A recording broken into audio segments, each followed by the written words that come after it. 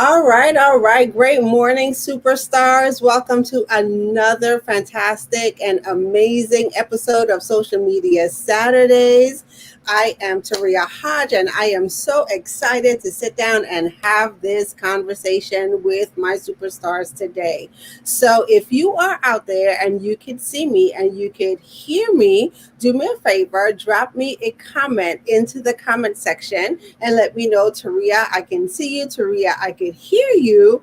And we are going to get this party bus rolling. So for today, for this conversation, is for you. If you are feeling stuck. So I have a couple of questions that I'm going to ask you. Are you stuck in the realm of undercharging for your products and services? Okay. And so if that's you, just do me a favor, go ahead, drop me a comment in the comment section, and then let me know. Yes, I sometimes feel stuck in the realm of undercharging for my products and services.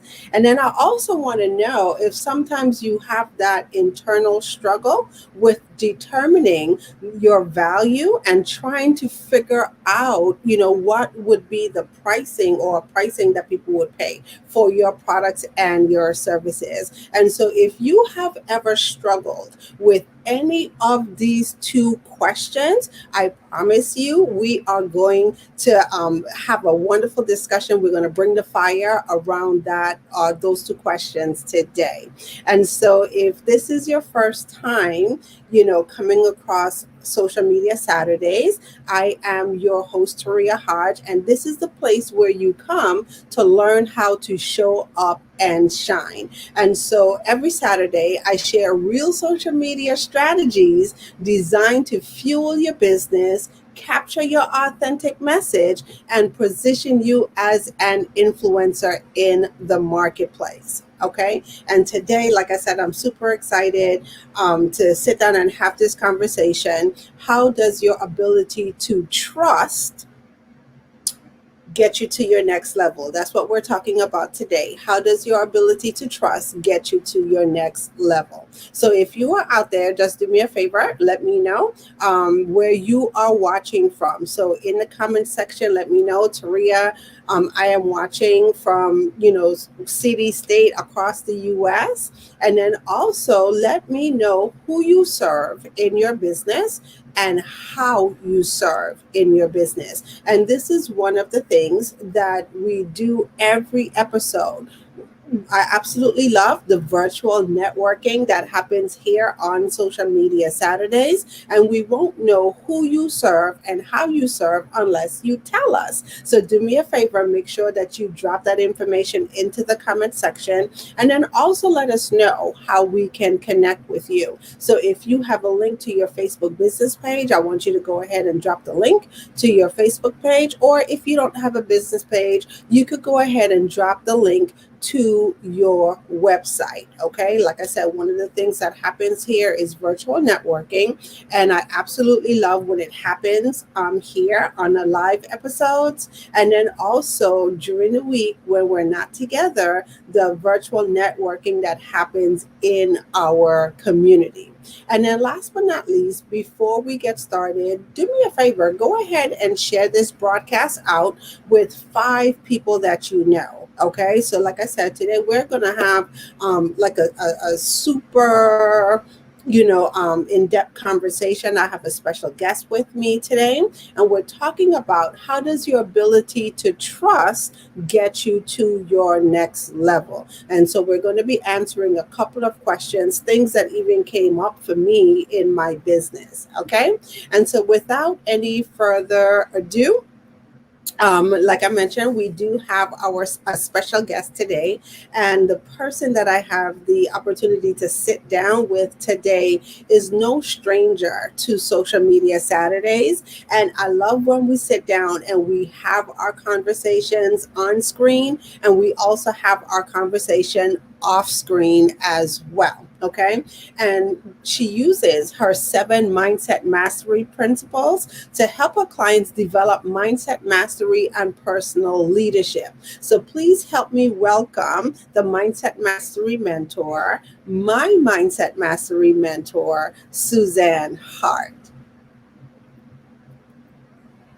Hey, good morning, Tria. How are you? I am doing wonderful. Thank you, thank you, thank you. I'm so excited to sit down with you and unpack this conversation on a live. So just to let our superstars know, we always have the most wonderful, beautiful, thought provoking, mind stretching, conversations when we sit down and we are off the air. And so sometimes when we have these conversations, we're like, ooh, this needs to be a Facebook Live. And this is one of those conversations. Okay. And Absolutely. yeah, this is Yetta Decker would say it's a picante, poignant, provocative conversation. I like that picante, poignant conversation. I love that. I love that. All right, and I see that Peg is out there this morning. Great morning, Peg. Thank you so much for tuning in and joining us. And Charette is out there. Great morning, Charette. And then we also have a Facebook user who is watching from Maryland, and they are a career strategist and president of Executive Women's Success Institute. Okay, and so your name isn't showing up. So do me a favor, make sure you type in your name and just let us know who you are. Okay, so thank you for sharing that. And so, like I said, we're gonna peel back some layers today, and we're gonna talk about a couple of things. And so this is for the coach, the consultant. I always say my superstars. If you are struggling to determine the true value of your services, and so this is like a big one, Suzanne, that I get all the time. Even for me, I get it from clients, and I also go through it myself, right? Struggling to know and understand the true value of services, Mhm. and how do you get to that place where you could communicate the true value of your services. And then it's also for you if you are worried that people won't buy or work with you if your pricing is quote unquote too high. Okay. And then lastly, if you're consistently feeling burnout and you want to know what to do. Now, I know there might be some superstars out there, that might be saying, what does burnout have to do with value? And what does it have to do with your pricing? And I'm here to share it has everything to do with determining your value in the marketplace. So those are the things that we are going to unpack today. So if you are out there, if any of these things, resonate with you, go ahead and drop us a comment into the comment section. Or if you have any particular questions, for Suzanne and I, while we do this live broadcast, just go ahead and drop your questions into the comment section, and we'll be happy to address those as well. And so I wanted to start off by sharing that Suzanne and I, a couple weeks ago, we were sitting down and we were having a conversation, and we were actually talking about the word trust, right? And how do you trust and hold the trust enough to hold the value of your products and services in the marketplace, especially if you are putting a new product or service out there. Okay. And it's one of the things, like I said, I get the questions all the time. And even for me, you know, unpacking what that looks like. So oftentimes, as entrepreneurs, we're out there, we're developing solutions, right? So, we come up with these creative ways to go ahead and serve, our clients. Mhm. And when we take a look at the things that we develop and it's new, it's kind of intimidating to put a new product or a new service into the marketplace. I think, and I'm learning more about the word vulnerability, and I think it's one of the most vulnerable things that we do as entrepreneurs, right?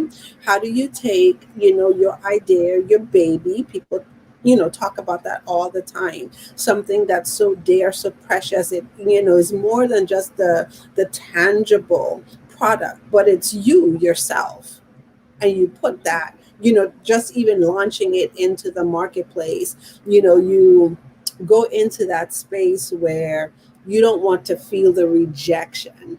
That's the word, right? You don't want to feel the rejection. And so we have a tendency to do all of these crazy things, right? And crazy thing is we hold on to it. So some of us have a problem with releasing it, right?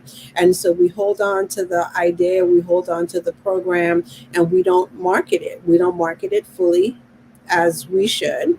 Okay. And even when it's out there, okay, you like I said, you're trying to avoid that sting of rejection. So what you do is you price your products and your services, low, right? Because you want people, to buy.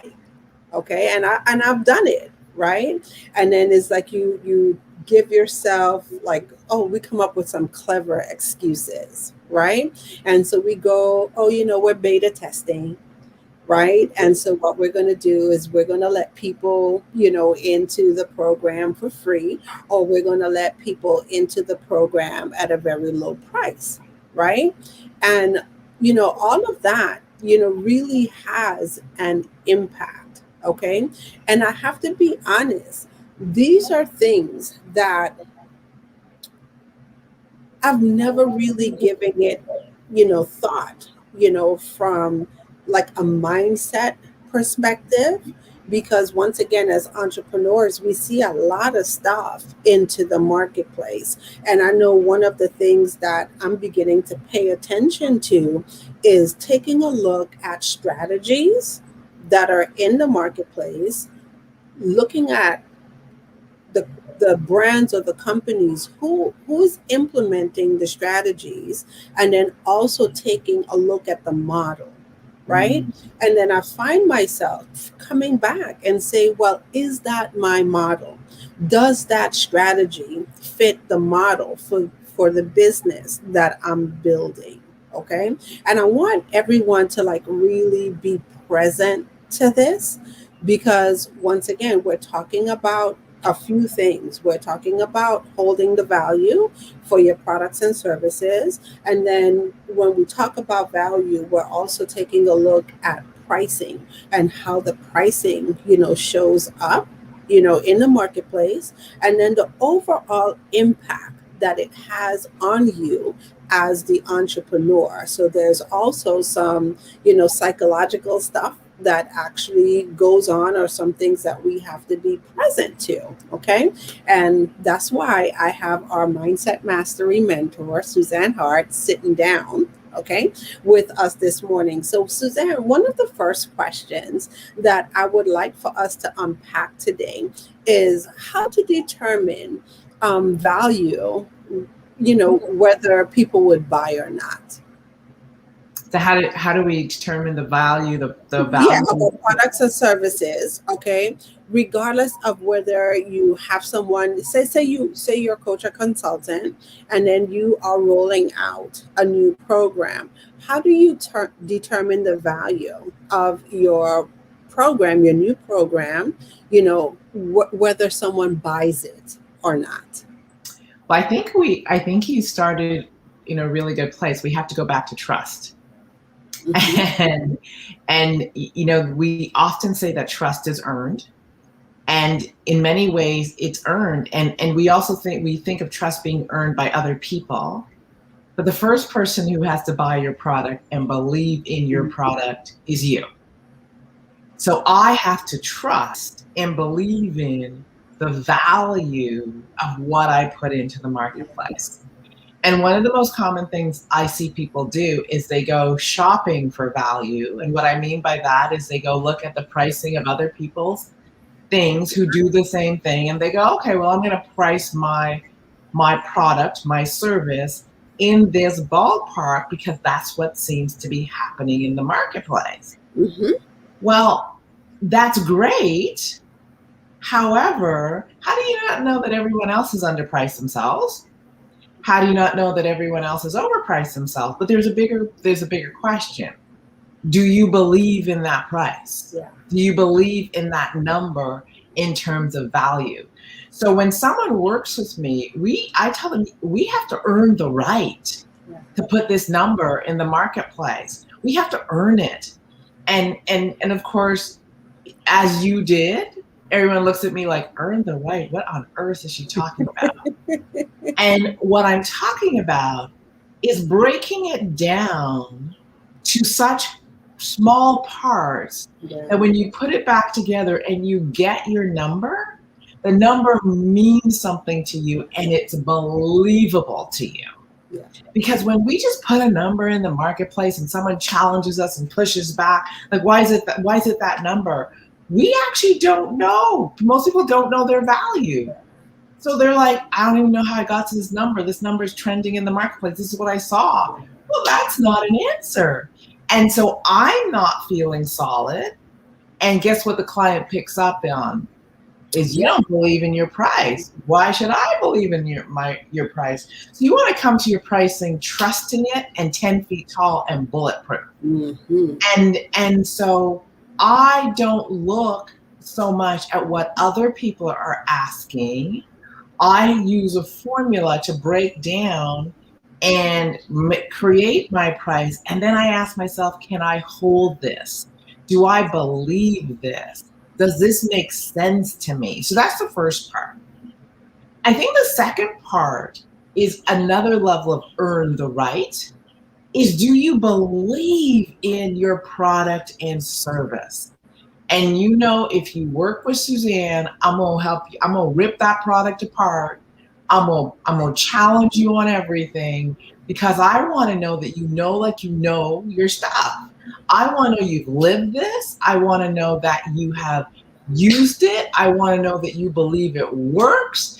I don't want you to be said like, I read a book and this makes sense and I thought this would be a good business. That's not, no, because you can't hold that. I want you to, when you put this into the marketplace, you're like, people, if you don't get this product, I am sorry for you because you're missing out on something that's going to change your life. Do you come to it with that posture? Well, oftentimes people don't come to their product or service with that posture because they haven't earned the right. So again, I'm going to say to you, my first client is me. Because I'm the first sale. I got to use this, believe it, know it works, so that when you ask me something, I'll be like, girl, let me show you some evidence. Let me show you what I did with this. Let me show you what's happening. That's the piece. Like we just made a sale this week, and the person didn't even ask me. I was like, let me just show you what I'm doing with this. And when I opened up and showed her the process that I was doing and how the results I was getting, she was like, whoa. Yeah. That's why I came to you. That right there. Because I showed her my belief, my evidence. So I said to her, I'm not selling you something that I don't use or do myself. I'm not selling you something that I don't have proof of concept. I know, like I know my name, this works. Yeah. It's those two things. How did I get to this price? And have I earned the right? Am I so in belief, in love, in certainty around my service that when I stand in front of you, you feel that? That's the first thing. Yeah.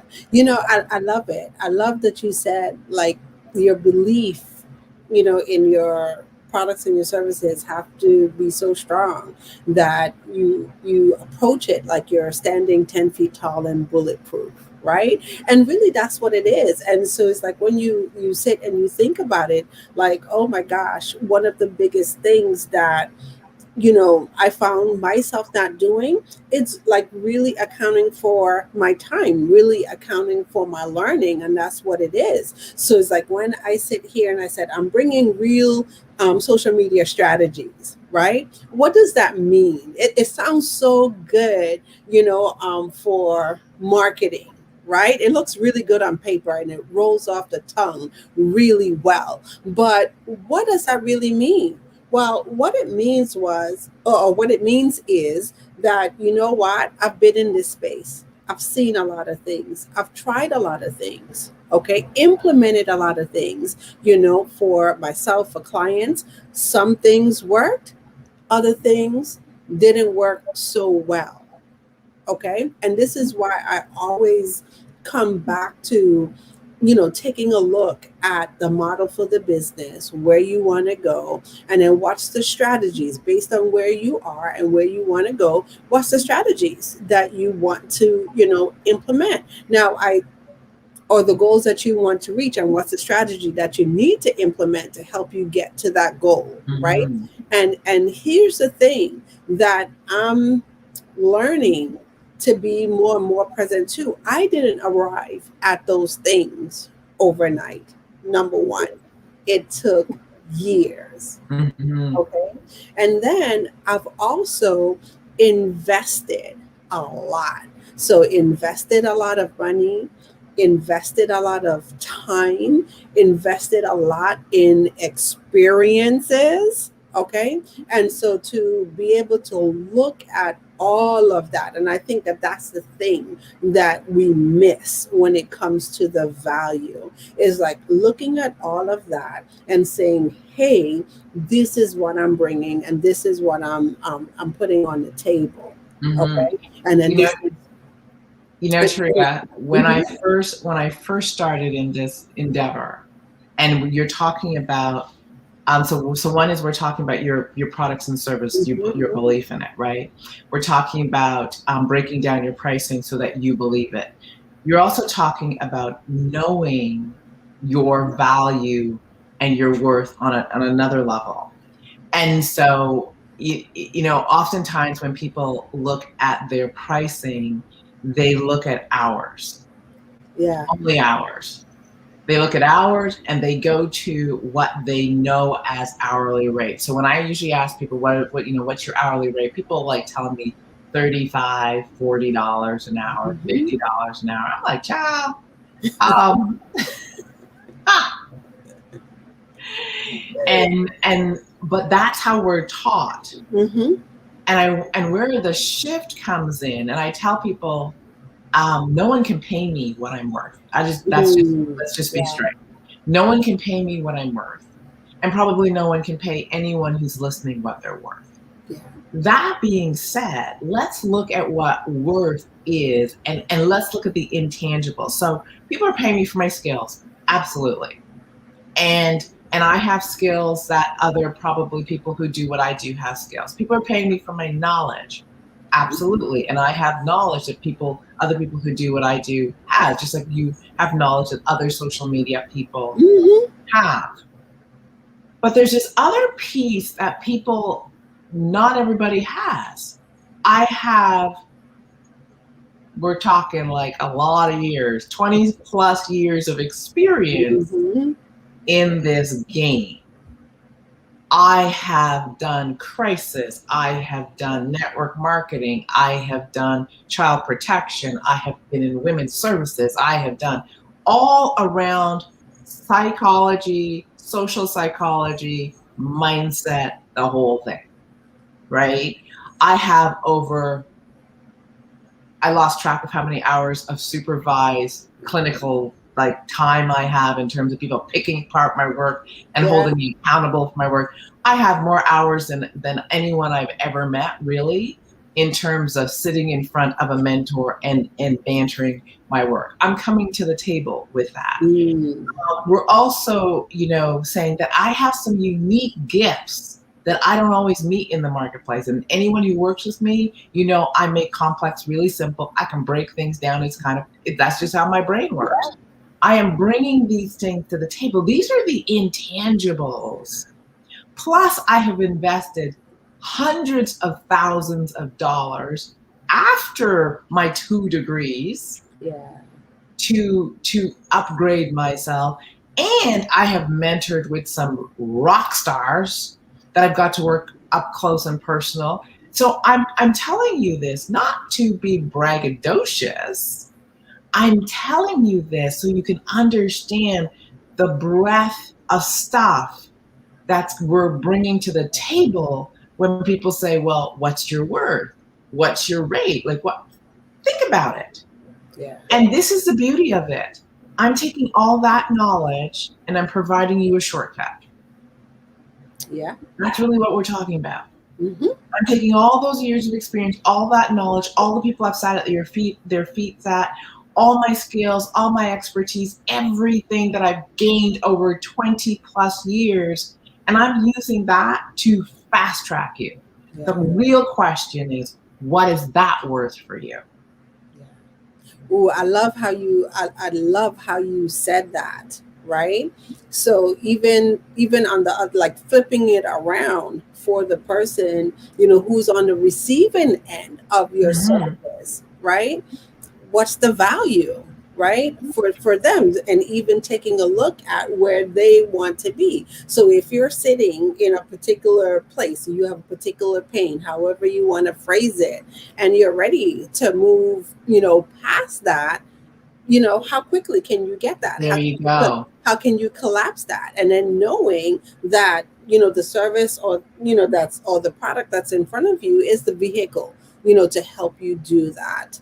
Okay. And, it goes back once again, to really being so present to who we're really called to serve.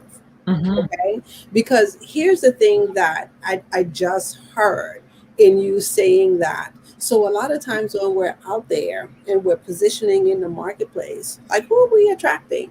Are we attracting, those people who want to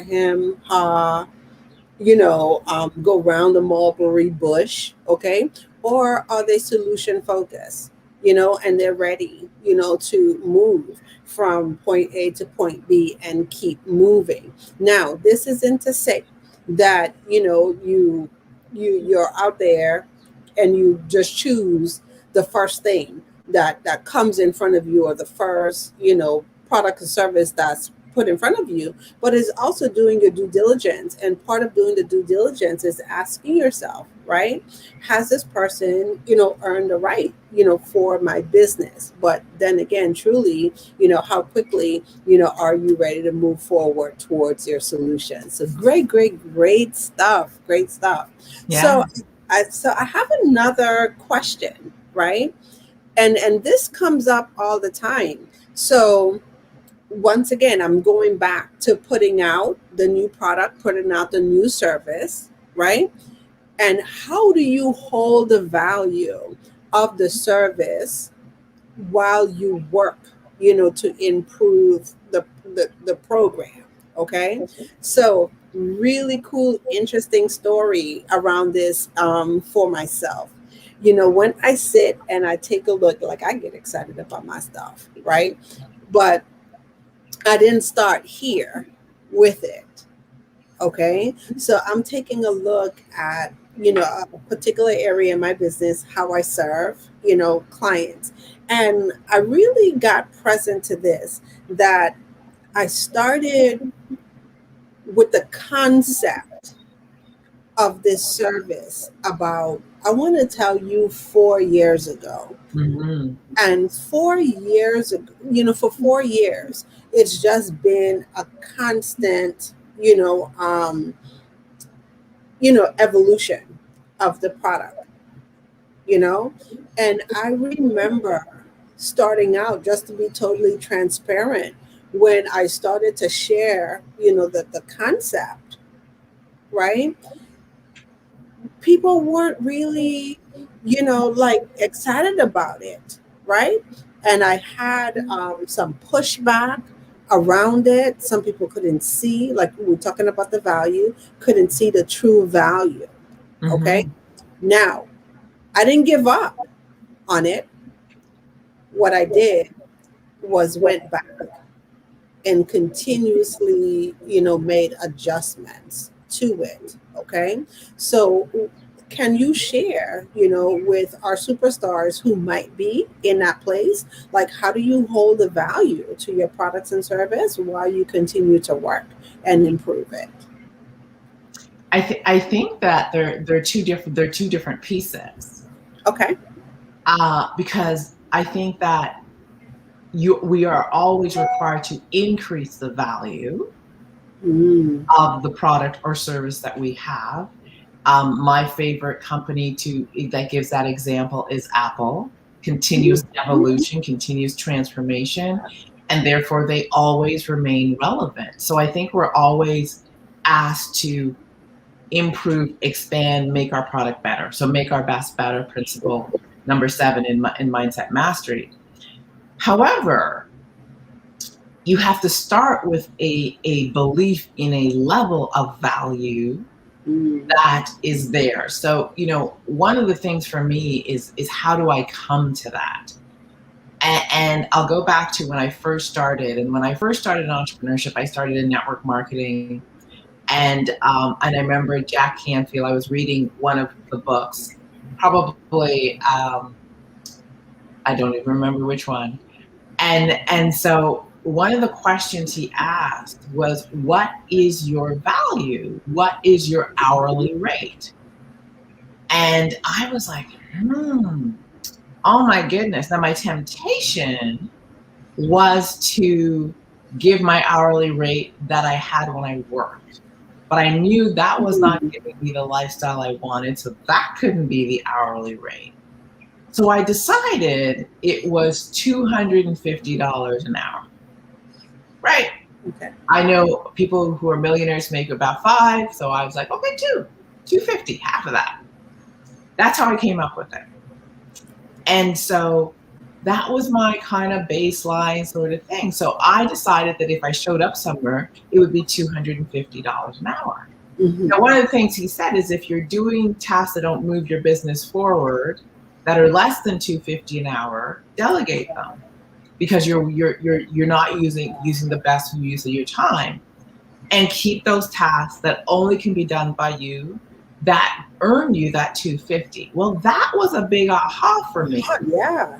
Because I started to think about my value in a very different way. I started thinking about my time in a very different way. But what it did was it gave me the first opportunity to put a value, a number to my worth, an hourly number. Now, not that I calculate hours, but it was great to have this understanding. So that was the first thing. I was like, what do I want? If I'm going to show up, what do I want to take home at the end of that hour? Yeah. That was the first thing. And it's grown significantly since, as I've increased the value of my program. The other thing I had to ask myself, well, what was the cost of putting this product in the marketplace? What's the cost attached to this hour? And this is really interesting, because whenever I sit down with anybody and I go, so what's the price? And they go, my price is, this product is $2,000. I go, awesome. How many hours do you sit in front of your client? And they're like, 10. Awesome. Great. So 10 hours. So I'm like, okay. So I do the math. So we're talking about $200 right now. Yeah. And then I go, so what's the cost of doing this, providing this service? And people look at me like, cost? What are you talking about? And I go, do you have a website? Yeah. Does it cost you monthly? Yeah. Okay, that's the cost. Did you print something for this client? Yeah, that's a cost. Do you do graphics for this client? Yeah, that's a cost. Do you have any other contracts that work with you on this client? Yeah, that's a cost. And so what begins to happen is, as we start breaking down the cost of providing this service, what most people have the biggest aha is they're like, oh my gosh, I'm working for free. Oh my goodness, I'm working for free. That's usually the aha. Or I'm working for $5 or $10 an hour, because they didn't take the time to pull the product apart and then put it back together. And so what happens is we underprice ourselves because we don't understand the cost of putting the product in the marketplace. So I'm asking people, what's your monthly overhead? Where's that money coming from? What's your cost per client to provide a service? How much does it cost for each person to sit in your program? I'm asking all sorts of questions. Yeah. Because until I know this, I call these hard costs, right? Then, because once we know that, we know the set baseline that has to be, no matter what, like, I don't care who you are, I can't provide you this service without this baseline. And for many people, the baseline is bigger than they think, Mm-hmm. right? Yeah. Contractors, printing, websites, like. Yeah. And then I go ahead. Oh no, I was just about to say, because I really don't want people to miss this, right?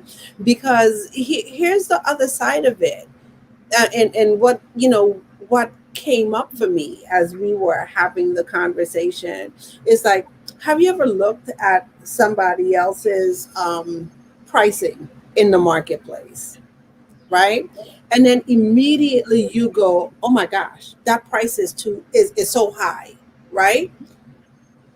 What are they providing, for that service? And if you haven't, like I said, unpack it and done this work, and you're just looking at services in the marketplace and you're judging or you're putting your pricing out there based on what you've seen other models do, then you're going to be in some stuff, right? Because my number was $3.36 an hour. Okay, so that's why I'm saying this, right? Like when we really pulled it back, okay, it's like, oh wow, $3.36 an hour.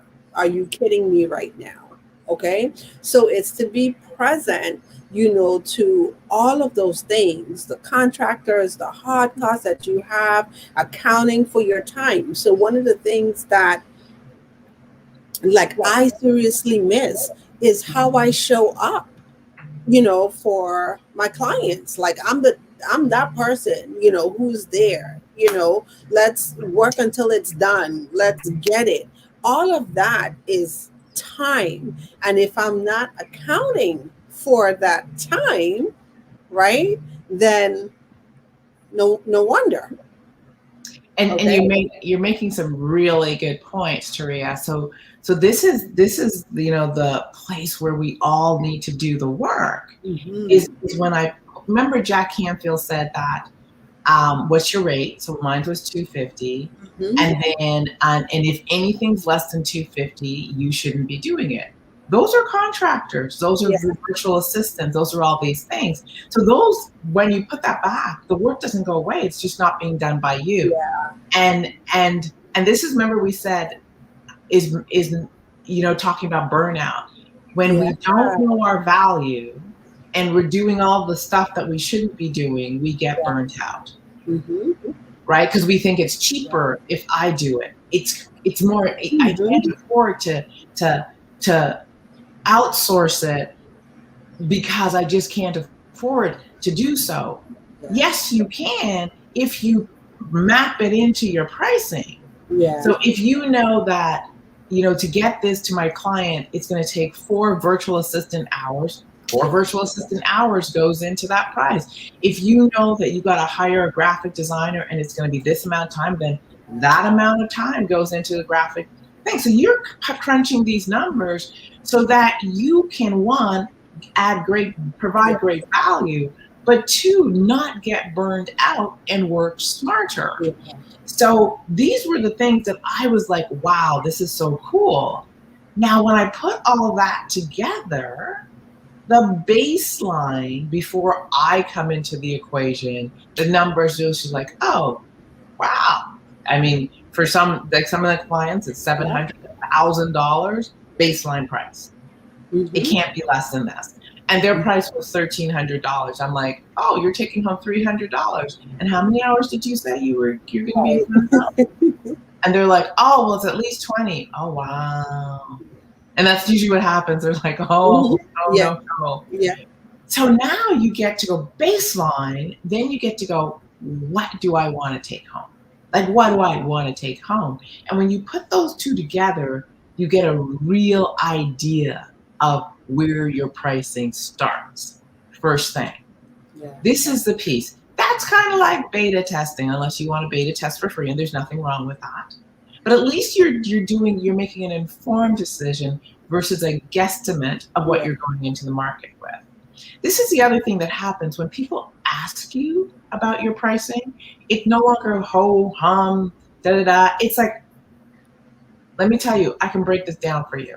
And most oftentimes you don't have to, because people are like, this like you said, I don't get pushback on my pricing. 10 feet tall and bulletproof. Like when the energy in the conversation is totally different. Right? The other thing is I'm coming to you with a clear understanding of my prices, but I'm also coming to you earning the right to be the guide. And therefore, with those two together, most times you don't get pushback on your price. I have had people say, I can't afford this right now, but I'll be back next week. I'm going to go figure this out. Yeah. It's not about the price. It's about what you believe the value is that you bring to the table. And I think that's such a huge distinction. So you've got these two pieces. Mm-hmm. Now let's talk about improving your product. So this is my rule of thumb. I tell people I like to do services like Apple, because why not model someone who's doing it really well? So for me is round one is my price. Mm-hmm. That is like I calculated my stuff and I got my baseline price. Round one, I'm testing. This is my price. Round two, I have all the information I got from round one. As I go into round two, price is going to go up because I'm going to improve the program. As I go into round three, price may go up because I'm going to improve the program. And I have people who have been in my mastermind for 3-4 years now. And people say, well, why would someone take the same program 3 to 4 years? I had someone say, I want to work with you one-on-one. Cool. Mm-hmm. But I don't want to leave the mastermind. I was like, why not? She said, because you're not going to teach the same thing. Yeah. And I was like, oh. And she goes, no, I know you're not going to teach the same thing because you haven't taught the same thing yet. And see, what's beautiful about it is as I grow, learn, and improve, wouldn't it not make sense that my product or service grows, learns, and improves? So clients walk with me because they're like, I don't know what she's teaching next year, but I don't want to. That's kind of the thing. And so I'm taking that approach. So even when I improve my prices, I increase my prices, my value in my own mind has increased. That is why I can hold it. Right? We're doing a program right now, and I said to you, girl, with what we learned and the tweaks we've made, that price has to go up. Yeah. Because we're bringing more to the table, and we're actually adding more time. So it must go up. But it's understanding the breakdown, Sharia. Yeah, and it's so good because, like I said, that's where a lot of the fear, right, comes in that we face, right? But it's knowing, like, what? Once you know that, hey, I'm doing this work, I'm committed to this, I'm committed to the growth, right? I'm committed to moving, or serving on a level where I'm moving, from clients from point A to point B, and they're seeing transformation, whatever your indicators are, they're hitting those things. Okay. Why not? Okay. But you have to, like I said, one of the things is like, I know how I show up, right? Like you just mentioned the program. It's just like, oh my gosh, right? Look at just the idea behind the program to be bold, to be daring enough to put something in the marketplace that, when I started, there wasn't that type of support in the Mhm. marketplace, right? And so this is the thing that we both sat down and we looked at. Why not provide something that we wish we both had? Mhm. There's value to that. Okay. And like you said, when you get to that space, people aren't, you know, arguing over the pricing, or they're not trying to bargain you down or barter you around, right? It's about, let me go ahead and see how I can make this work. And Yes. that's the place, right? That we all truly desire to be, because that's when you have the right people in front of you. And Okay. and you made a great point, because notice it's the client that's saying, "Let me go and see how I Mhm. can make this work," Yeah. or the client who's asking, "How can we make this work?" Big Yeah. questions. And so oftentimes, I will put a price in front of a client, Mhm. and you can see they're like, "That number's too big for me." Yeah. So making it work doesn't mean reducing the number. Hmm. Making it work, like, how do we make it work? So one of the things that I have learned is there's a difference between I don't have the money, and I want you guys to hear this. I don't have the money, and this is a cash flow issue. Mm. So let me tell you the distinction. I don't have the money means I don't care when I get paid. There's no, there's not enough money in my jeans to make this happen. One, or if we work this a different way, and we work with my cash flow, I can make this work. Two Mhm. very different Yeah. situations. So I have worked the program because I provide a service. So I have provided my service in ways that works with people's cash flow. Yeah. I still get the same money. I'm just making it work with their cash flow because I know my value. So it's not like I'm going to bring something down. And if I bring the price down, things are coming out. And what happens is people are like, oh no, you can't take that out. Oh no, I need that. Oh no. And then it's, well, why don't we do this? Why don't we start with this? And this will hit your cash flow right now. Next year we'll do this. This will hit make your cash flow. And then we'll do this. And now I'm in your cash flow space. And you Yeah. still have it all. You're just doing it in more time. What's interesting about that is I'm still making the same money, and I have a client that's walking with me for 2 to 3 years. Yeah. I know my value, I know what I bring to the table, and I know what I can do for you. I think the other thing, Turia, is really this. When our prices are low and we're working below our value, we become what I like to call angry givers. Oh yes. I'm gonna Woo. give you this service, but I'm pissed off. I'm angry. I'm annoyed because I'm not. I'm seeing I'm not getting paid my worth, and I don't want to be here. So I'm gonna clock every second, every minute, every whatever, because I'm just not happy. Angry giver, and what that means is I'm gonna give you the service, but I'm upset, Yeah. and I'm gonna make it seem like you, because that's the energy I'm gonna give you. Yeah. But really, what it is I didn't establish my value before we started, and Yeah. I compromised. Now I'm upset, Yeah.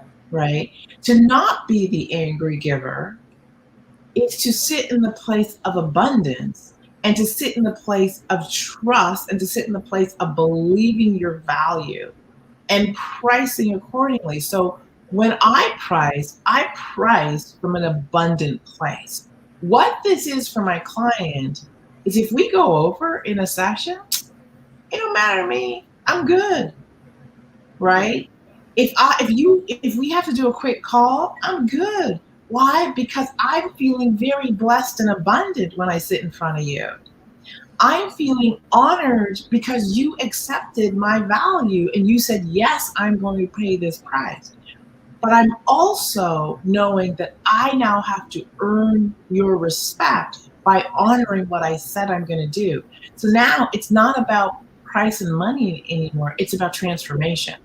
It's about getting you the result that I sold you, that I promised you, that I committed to.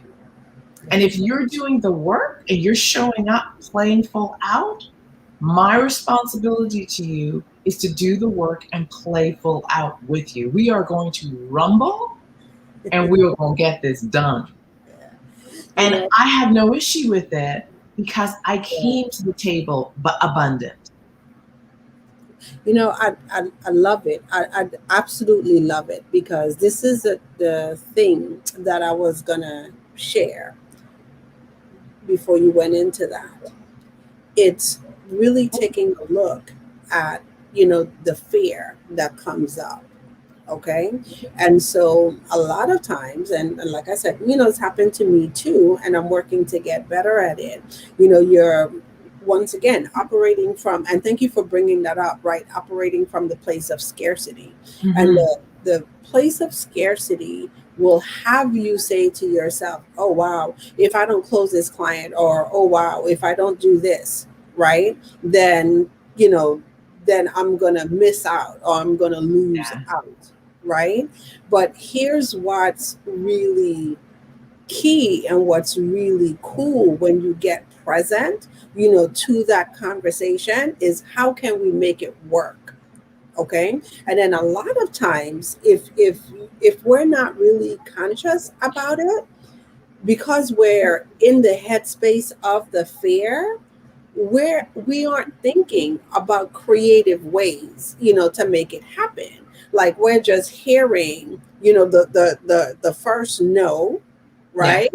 And it's not really a no. It's just that, oh, okay, what do I have to rework? How can I make this happen? How can I be so creative that we both win, or we all win? And that's really and truly the question, because once again, right, that's the thing. Like when you show up to serve, and it goes right back into the burnout. So I see that Audrey, put a comment in here, right? Feeling the burnout and trying to do too much and feeling overwhelmed. Here's what's really crazy that I learned about burnout, right? The instances that I felt burnt out and the instances I felt I was serving with the most joy, like I'm doing the same amount of work. Well, see, and this is where it is, right? An angry giver always feels burned out. Yes, I'm doing the same amount of work. And so it's like I had to really get present, to it. Like, what's the thing that's underlying that makes me feel burnt out? And you know what it is? Like when I feel not valued, right? That's when the feelings of burnout occur. But you said something that's so key, and I want, because this was my aha, right? I want everyone to get this. Like, if we don't set the stage and we don't set the precedents, right, for our clients, it's not their fault. Mm-hmm. Okay, because you didn't hold the value, right? So when I look at times when I didn't hold the value, right, it's not really fair, to the client to be serving from that place. Right. Absolutely. Okay, because I didn't hold the value in the first place. Well, and the other part of this, Tria, that I want to just add is boundaries. Hmm. And I know that when I don't set my boundaries going into any conversation, I'm instantly vulnerable to Hmm. my emotions, to my Yeah. fears, to um, my tendency to lean towards lack. Yeah. And what I mean by boundaries is Suzanne does not work Sundays. Suzanne does not take last minute appointments on Saturday. So if you haven't booked me before the weekend, Don't call me on Saturday. I'm not picking up my phone. I don't pick up my phone before 9:30. And unless you are an executive client, you don't get me before 9:30. And my executive clients have to book their time, and it has to be on my calendar for me to show up. I don't work every evening. I work 2 evenings a week. I only take calls during 2 evenings a week. So I have very clear boundaries. My calls are 90 minutes max. And so I have very clear boundaries. And why do I have those boundaries? Because when we feel desperate, we do stuff that will burn us out. We get into, I can't close the doors. I can't put down the phone. I got to work 7 days a week. Da da da da da da da da. And we set ourselves up for burnout because we're living in desperation and scarcity. For me, and what the person who I watched do this with mastery was the owner of Isogenics, Kathy Cooper. And I watched this woman produce, like it's a well, it's $1 billion company now. And I watched this woman produce, serve. It was like mind boggling. And I was like, where's she get her energy? Does she ever sleep? Why she show up like she was always showing up powerful and full of joy and full of laughter, and you rarely ever saw her upset, and you rarely ever saw her out of sorts. I was like, how does this woman do it? I finally had a call with her, and she has the clearest boundaries of almost anyone I've ever met, right? She has family time. She has date night. Her and her husband, they don't do this during this time. They do this during this time. They have exceptions to the rules, but they have clear boundaries and guidelines. They also are very clear about their worth and the value they bring to the table. They know their goals. And when I understood how scheduled and structured her life was, I understood why she felt so free. I understood why she always sat in this place of abundance. I understood why she always came to the table powerful. She's human like all of us, but she goes into her situations with clarity of this is what I'm willing to do and this is what I can't do. This is how far I will go here, and this is where I won't cross this line. And because they were very clear, she seemed to be showing up all the time. I was like, how does she do that? Right? They take clear vacations. They hang up the phone at different times. They don't take calls. Crystal clear. Yeah, I love right? that. Yeah, no, but really and truly, that's what it is. And one of the things that's standing out for me, as entrepreneurs on a journey, we didn't get into business, right, to experience the same things that we were leaving behind when Absolutely. we left the 9 to 5. And so it's, how do we build a business and operate in the business with joy, ease, and flow? I think that from our sister Jackie, but like, that's what it's all about, the joy, ease, and flow, and how to serve from this place of abundance. Okay, Absolutely. because you deserve it, and then your clients deserve it as well. And so I see that Sharette says clear boundaries are definitely necessary. Initially, some people don't get it or like it. However, eventually those who stay on get it, respect it, and appreciate it. And Sharette, that is so true. And just, in a few seconds, being the person who didn't understand boundaries, had a problem setting boundaries, didn't know why we need boundaries, all that crazy stuff, right? Saying it out loud just sounds crazy. But you know what I found? Once I started to set those boundaries for myself and communicate the boundaries, that very rarely did I have any pushback. So that's the thing, right? When you're out there operating all willy-nilly, people don't know, right? And so they do willy-nilly things. Okay. Mm-hmm. But once you set your boundaries and you communicate that, people will respect it. I always think of it, and the analogy I like to use is imagine going to your bank at 10 o'clock at night and banging on the door. I want some money. I need some money right now. First of all, you probably get arrested, and they'd be like, "Well, what's wrong with you? The bank's closed.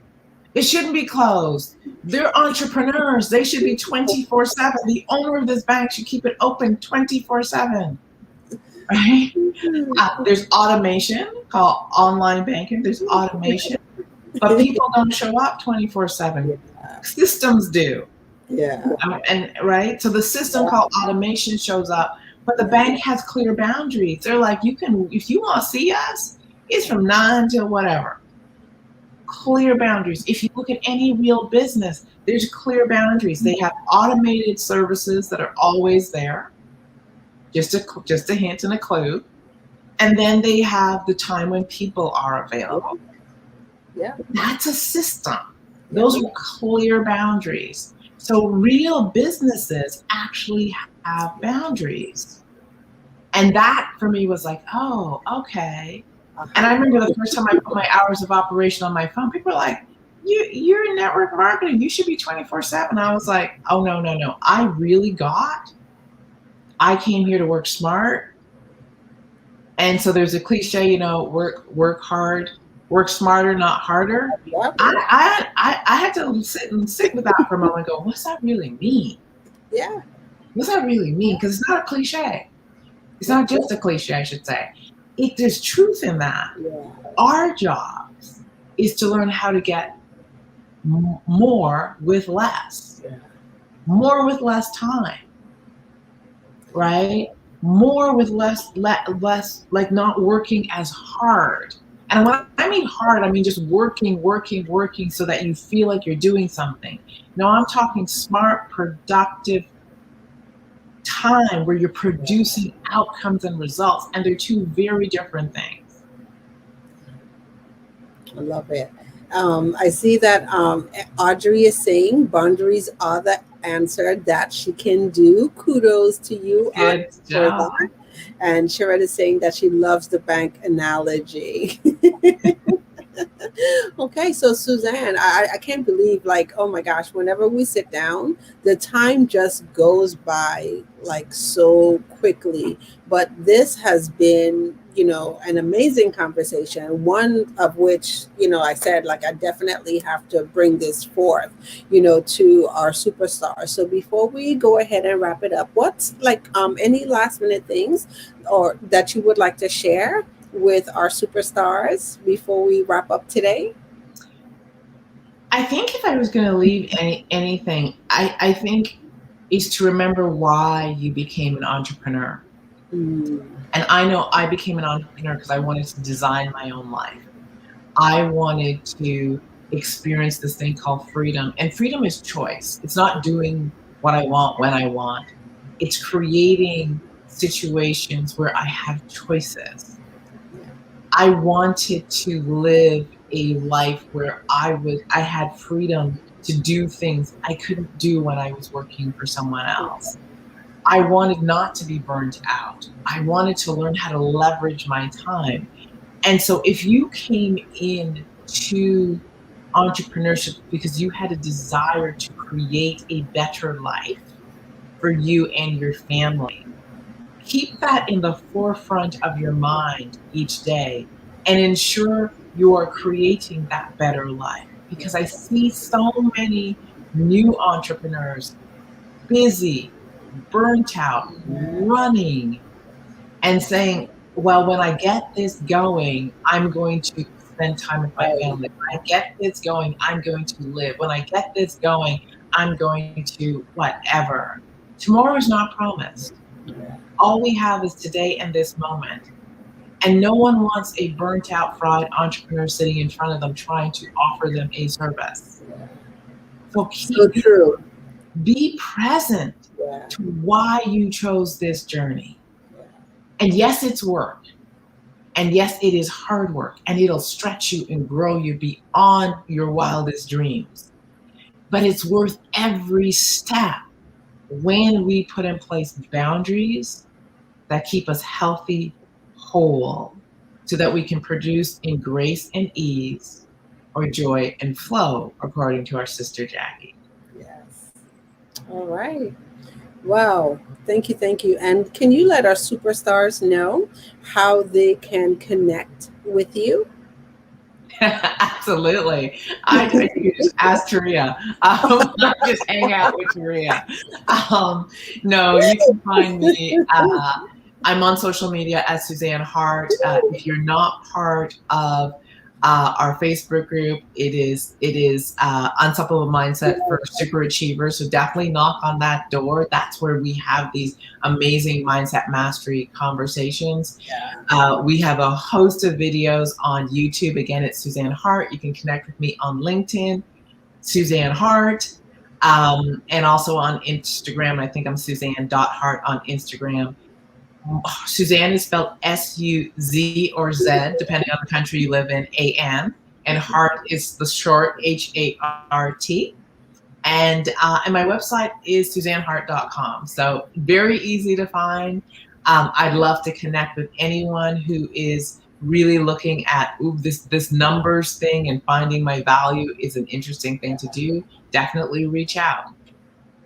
All right, great. Thank you so much, Suzanne, for once again always blessing us with your wisdom and your knowledge, and just calling us up, to the place where we can serve more. Okay, and so superstars, I see Peg is out there saying terrific discussion. Thank you so much, Peg, and all of my superstars for tuning in and joining us. And just before we close out, if you are not yet a member of our Serve, Share, Shine, the Givers community, you want to head on over to Facebook. Make sure you knock on the door and we will let you in. And this is the space where we continue our conversation on how to show up and how to shine, until we meet again next time. You could also find us on Instagram. I'm on Instagram at Taria underscore, I think, Hodge on Instagram. You could find me on YouTube, Social Media Saturdays. I can be found on Twitter.